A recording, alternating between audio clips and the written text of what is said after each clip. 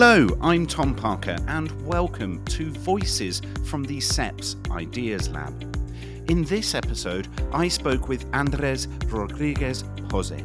Andrés is the Princesa de Asturias Chair and a Professor of Economic Geography at the London School of Economics. He also chairs the high-level group on the future of the EU's cohesion policy. During our interview, we talked about regional inequalities across the EU and the role that continued inequality will have on the future development of the bloc. I hope you enjoy the episode. Well, Andrés, it's a pleasure to have you here. Thanks for coming. Thank you very much, Tom. It's a pleasure to be here. Now, look, I want to talk about regional inequalities. And it sounds strange to say the question, how important are they? But perhaps you can give some context to the importance of regional inequalities if they emerge. Well, inequalities per se they're not that important. In fact, what you would expect is that there would be some places that are going to do better and some places are going to do worse. When they become important is when they are the result of persistent stagnation, or some places consistently pulling ahead of others. That's when it becomes an economic problem, because that means that in the areas where you have stagnation, they're lagging behind, you're missing opportunities, and it becomes a social and a political problem, because what you'll have is that there will be benefits, for example, of European integration concentrated in certain parts of the European Union, whereas many others and many citizens in Europe would not be seeing any benefits of further integration or the single market or any sort of, let's say, competitiveness policy that the European Union is going to put forward. Has there been a history or chance in history that there has been more regional inequalities? Or is it perhaps, are we reaching a boiling point now? Do you think the future they're going to produce more regional inequalities? Well, inequalities have always existed in history. Yeah. And they have been higher in the past. Okay. They are higher in many other parts of the world. So, for example, more developed countries tend to have lower territorial inequalities than less developed countries. But what we have seen, especially since the mid-1990s, is that there has been greater polarization. That some places in Europe, like in most other developed countries, have steamed ahead, have done very well. They have attracted jobs, they have attracted investment, they have attracted migration and the most talented, whereas other places have been left behind, very often stagnating for periods that are no longer, let's say, conjunctural. There's not a short-term economic decline, but has become structural. We've seen in Europe places that have been trapped in low levels of development for the best of 30 years with no option of coming out. And what are those particular regions and why is there no option of coming out? Well, because what we have is, on the one hand, a tendency for economic activity to concentrate and concentrate in the most developed areas, which tend to be the most agglomerated and those with the most density. That is our big metropolis. So what you have is, you take a country like France, you have one part of France, which is the city of Paris, where all the growth has been concentrated, which is surrounded by a lot of regions that are either industrially declining or rural, that in most cases are stagnating and very often have got levels of GDP per head which are similar or lower than what they were in the year 2000. Wow, okay. Well, what role will some of those lagging regions play in shaping the EU's future development? The European Union is losing competitiveness. It's much less dynamic in a world in which over the last 2.5 decades we have seen remarkable levels of growth, where we have seen the biggest share of the world population coming out of poverty and into the ranks of the middle classes. Many parts of Europe, especially Western Europe, have not benefited from it. In fact, what we see today is that, as I said before, there's 60 million people in the European Union that have levels of GDP per head that are lower than they were in the year 2000, so 1/4 of a century without growth. We put that together with the places where there's no economic growth, that's 135 million or 1/3 of the population of the European Union that live in places where there has been no economic dynamism. For example, the report that the Bank of Spain put out in early March, that the generation of my children has got half the wealth at the same age as I had when I was their age. And of course, I didn't feel particularly wealthy when I was in my 20s. Is there one particular reason why that has happened? That the generational gap means that it's much harder to build wealth. And it's not just about these geographical inequalities and territorial inequalities. There are bigger macroeconomic trends that don't just affect Europe as well, though. Mm-hmm. Well, this is a trend that is happening in many parts of the world. Yeah. Having access to housing has become much more expensive. Many prices and house prices have actually grown far more than, for example, salaries. Yeah.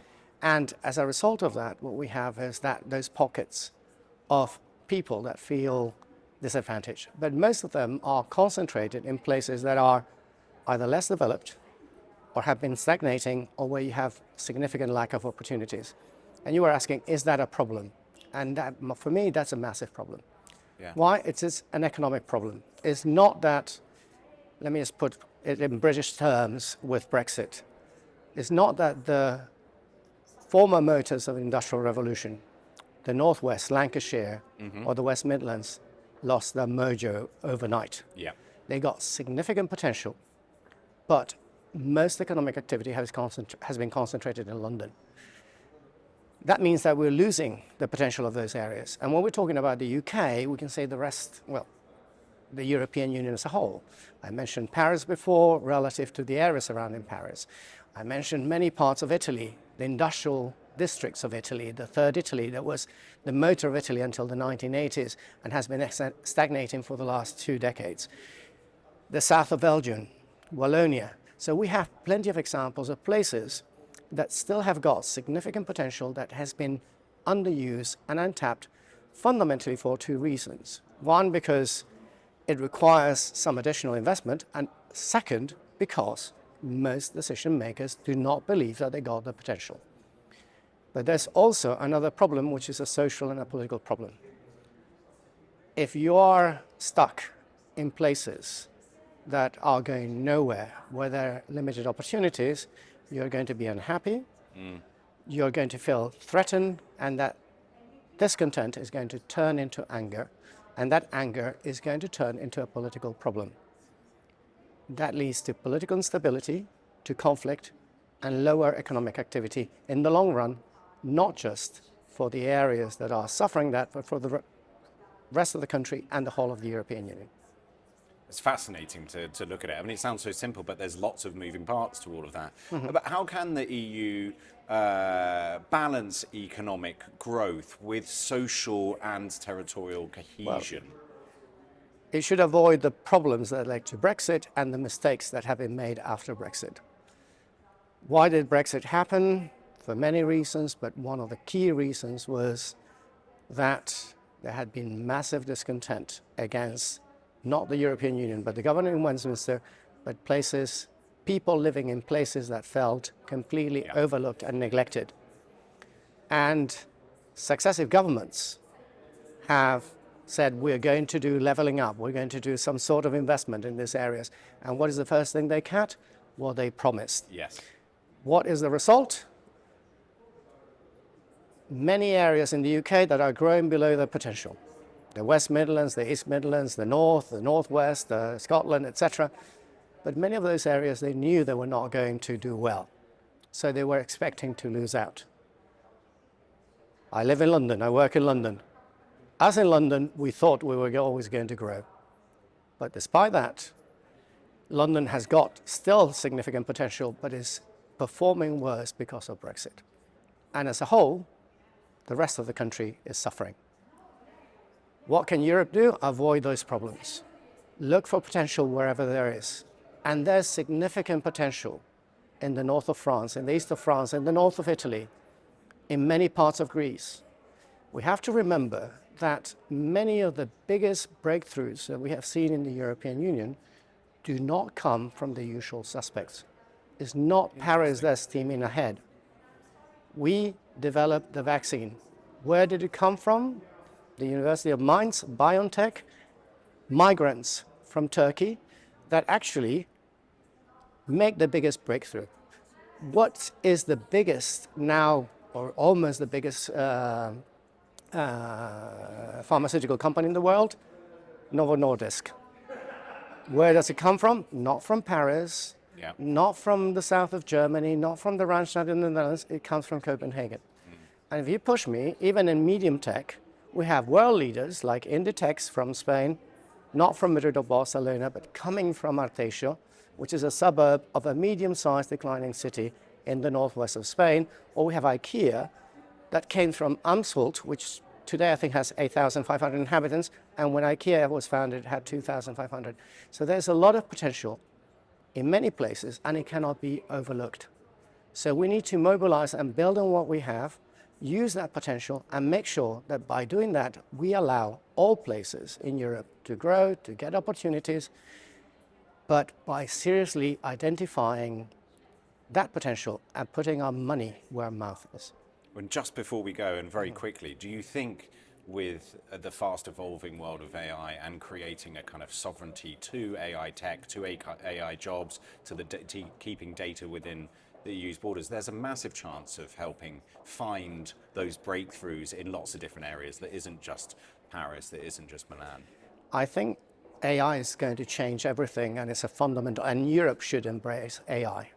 But I think we're probably going about it in the wrong way. The Draghi report is saying we are lagging behind the US and China in many areas, including AI. Let's try to catch up on those areas.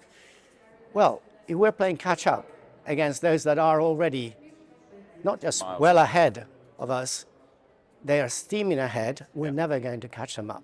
What we need to do is be the best at adapting AI into those sectors and those areas of industry, of services, where we can make the most and we can make the biggest breakthroughs and become true world leaders.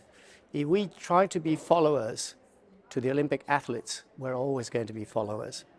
We need to learn from them, use their technology, and make sure that we use it in a way so that we can become leaders in the sectors where we've got significant potential. Well, what a perfect way to end the podcast. Andrés, thank you so much for your time. Thank you. And look forward to the rest of the amazing things that you're going to be doing and the reports and plenary sessions. Well, thank you very much, Tom. It's been a pleasure. Take care. Thank Bye-bye. you. Bye.